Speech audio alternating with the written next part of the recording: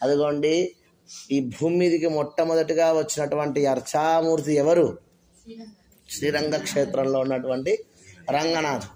ఆ రంగనాథుని నేను వివాహం ఆడుతాను అని చెప్పి ఆండాళ్ళ తల్లి చెప్తుందన్నమాట. పైన చెప్పుకున్న వాళ్ళందరూ కూడా వారి వారి సంబంధం చేత అదిగోండి మనుష్య రూపంలో ఉన్నటువంటి స్వామి వాళ్ళు చేసుకున్నారు వివాహం. కానీ ఇది పరమోత్కృష్టం.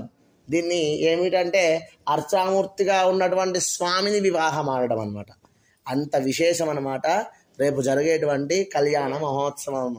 అయితే ఇక్కడ పెరియ పెరుమాళ్ అని ఎందుకు అంటారు? పెరియ పెరుమాళ్ అంటే మనందరికీ తెలుసు. పెరియ అంటే పెద్ద మూర్తి, అంటే ఒక 8 అడుగులు ఉంటాడు అని కాదు ఇక్కడ అర్థం.